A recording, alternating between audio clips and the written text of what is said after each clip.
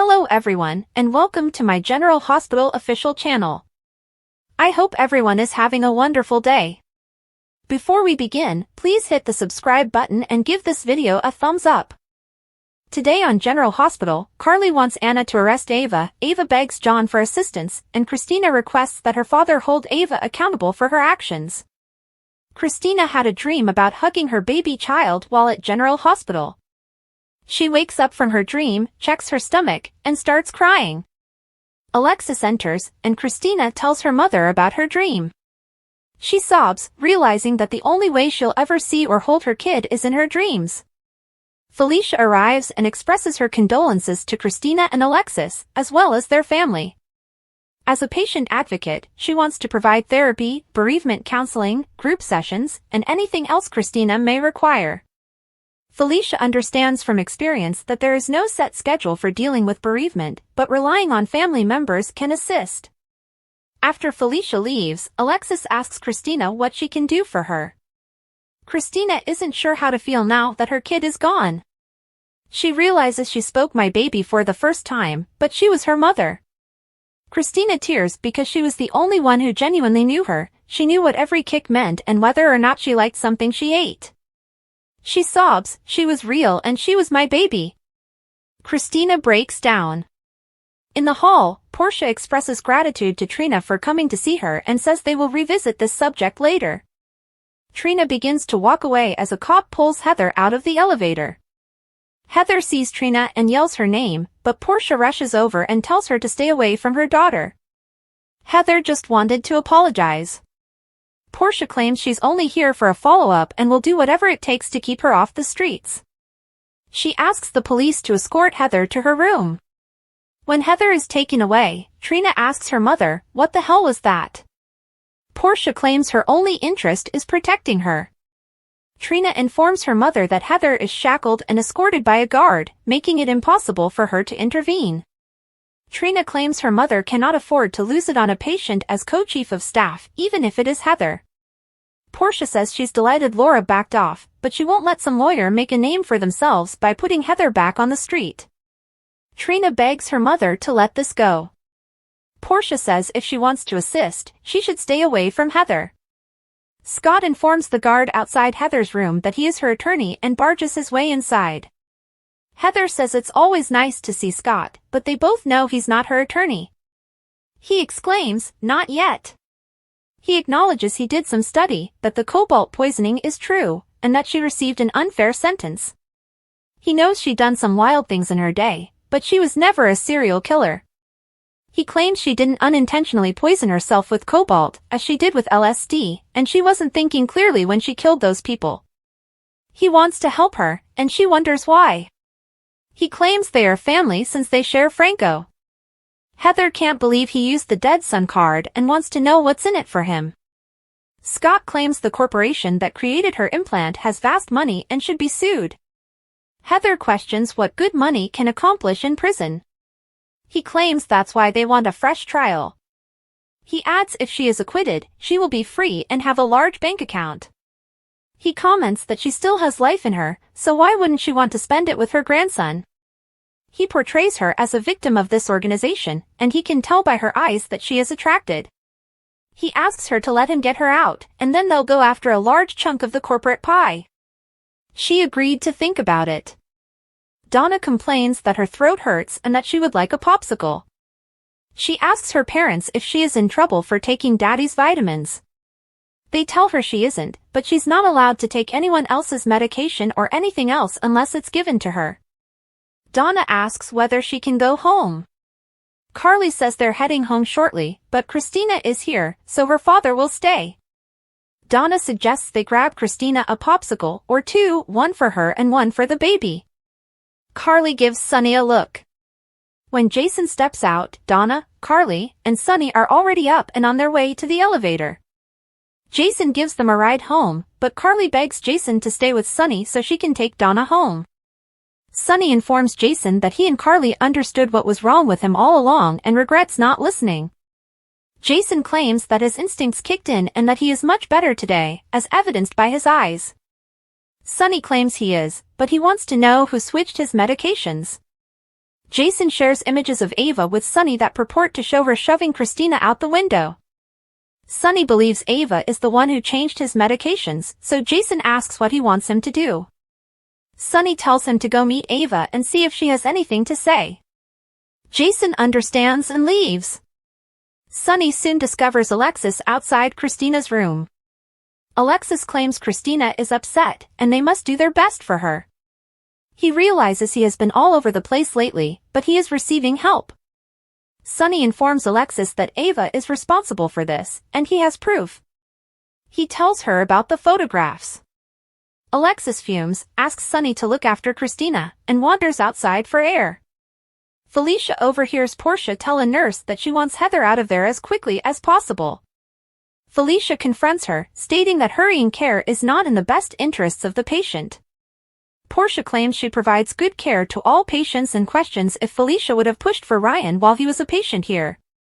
She also reminds Felicia that she is co-chief of staff before walking away. Back in Heather's room, Scott has left, and she is trying to sleep when the guard informs her that she has another guest. She is astonished when Trina enters. Trina says she's come to hear what Heather has to say. Heather apologizes, but she realizes it doesn't matter because others have died. However, getting this hip replaced caused her to awaken from a nightmare. But now she's in another nightmare, having to deal with what she done and the fact that people are dead.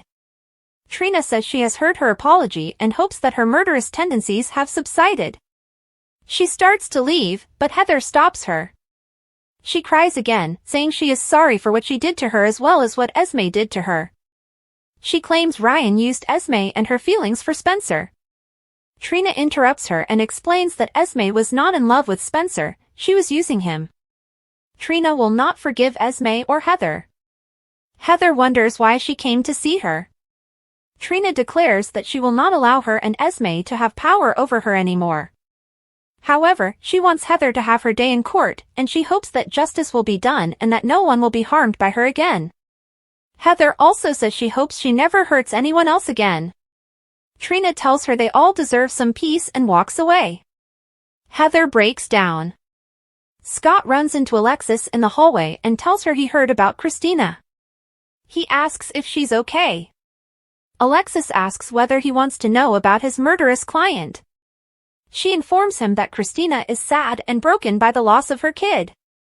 Scott changes the subject and mentions that while he has her, he thought she might want to cooperate with him on Heather's case. Alexis says, "Are you insane? Why are you asking me that now?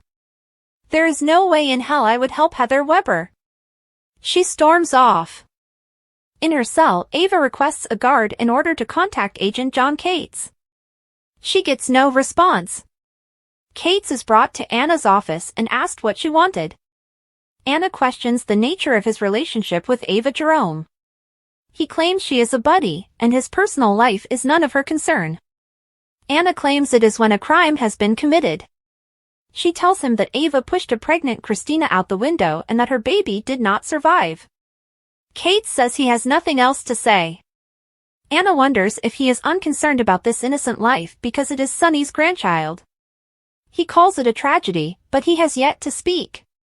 She speculates that he sees Ava as an ally in bringing down Sonny. She informs him that the list of people who have ruined their lives and professions by attempting to imprison Sonny is extensive, and he is adding his name to it. Cates reminds Anna that she should be assisting him, not battling him, but he refuses to allow her stop him from taking down Sonny. Cates visits Ava and asks if she is responsible for Christina's escape through the window. Ava maintains it was a mistake and Christina tripped. However, this will not prevent everyone from blaming her. Ava claims Sonny is pursuing her and possibly him as well. She tells him that Christina tripped over his duffel bag. Ava explains that she concealed it, but the cops discovered it. She also knows things will only become worse if Sonny finds he's been using placebos. Ava informs Cates that Sonny went to see Kevin and discovered an issue with his medication. Kevin mentioned this when he arrived to check on her. She claims someone paid the pharmacist to switch his medications, but he refused to tell her who. She knows Sonny will come for him, so she begs Cates to locate the pharmacist and advise him to go. Kate wonders why, as she has nothing to conceal. Ava cries that she has been to his office multiple times, and Sonny assumes she set him up. Kate pledges that he would not allow Sonny to hurt her. He claims Sonny's days of torturing others are coming to an end. He storms out. Later, Jason arrives to see Ava. She believes he's back working with Sonny and is out to kill her. She says that what happened to Christina was an accident and that she would never hurt her, let alone force her through her hotel room window. Jason claims they have proof she did. Ava is aware of the images and claims that they can be fabricated. She labels Sonny unpredictable and claims he will do anything to get rid of her. Jason admits that they are aware of the placebos and accuses her of switching out Sonny's medications, just like she did with Morgan. Ava says she found out the medications had been replaced, but it wasn't her. She claims Sonny has a powerful adversary who knows his flaws. Jason wants a name. She claims they both understand how this works, and that the moment she passes out a name, she becomes expendable. That name is all that can keep her alive. Back at her office, Anna receives a call from Carly.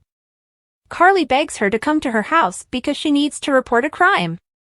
Anna soon arrives at Carly's. Carly tells her what occurred with Donna and how the medicines she consumed turned out to be placebos. Anna asks Sonny whether he knows. Carly claims he does, and she suspects he has been taking placebos since New Year's Eve. Anna adds that this explains his erratic behavior, but it does not excuse his actions. Carly says she suspects Ava tampered with the drugs because she did the same to Morgan. Anna claims there was never legal proof of what Ava did, and it does not show she did it to Sonny either. Carly claims Ava lived with Sonny for months, had access to his medications, and was keeping him from his family. Anna inquires as to how much Sonny is aware of the situation, as Ava's life is currently in risk. Back at the hospital, Sonny kisses Christina's forehead as she sleeps. When she wakes up, he apologizes and asks what he can do for her. She says, "Make Ava pay." Meanwhile, Kate bursts into the pharmacist's office and introduces himself. He tells the man, "You need to accompany me." The latest allegations against Ava are serious and might result in a hefty prison sentence. The court struggle is intense, with her attorney, Scott Baldwin, scrambling to find a way to defend her. Meanwhile, Sonny, who has always had a strained relationship with Ava, may exploit this chance to take full custody of Avery. Adding to her problems is the growing distrust of those around her. Ava's confidant, Nina Reeves, is divided between helping her friend and safeguarding her own interests. The rising strain is driving Ava to the limit, and her desperation is palpable as she considers dramatic steps to clear her name. During this upheaval, Ava's weakness is exposed. She is battling not just for her freedom, but also for her daughter's future. The legal proceedings are sure to be a battleground, with dramatic courtroom confrontations and frightening revelations that could transform Ava's life forever. This week, Anna Devane, the smart and tenacious investigator, will focus on Trina Robinson.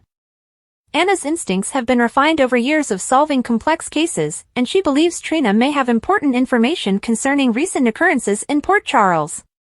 Trina, a young lady facing her own set of issues, finds herself on the hot seat as Anna's questioning gets more probing. Anna is keen to find out the truth, and her line of questioning indicates that she suspects Trina is either suppressing information or unintentionally involved in something greater. The interactions between Anna and Trina are fraught with tension. Trina's devotion to her friends and family affects her willingness to reveal information that could implicate those she cares about. Meanwhile, Anna's determination is driven by the need to defend the neighborhood and bring justice to light. Trina's relationship with significant figures in Port Charles, especially her mother, Portia Robinson, and her friends, makes her an important piece of the puzzle. As Anna looks deeper, viewers are left wondering what secrets Trina is hiding and how they will affect the overall story. These three main narratives aren't unfolding in isolation. Because Port Charles inhabitants' lives are so intertwined, each development has an impact on others. Christina's health, Ava's legal challenges, and Anna's inquiry are all part of a broader story of intrigue and drama. The Corinthos family's struggle with Christina's health problem puts them on a collision course with Ava, as Sonny's determination to protect his children may clash with Ava's fight to keep custody of Avery. the legal and emotional concerns are linked, resulting in a multidimensional struggle with dramatic emotional scenes. Anna's inquiry into Trina adds an extra layer of intricacy. Trina's potential knowledge of Port Charles's undercurrents could influence the outcomes of Christina's and Ava's situations. As Anna searches for the truth, she may discover connections that might either heal or further fracture the community. As these plotlines develop, General Hospital continues to attract viewers with its mix of suspense, emotion, and character-driven drama. Christina's fight for survival. Thanks for watching. If you like this video, so please don't forget to subscribe my channel and don't miss any update.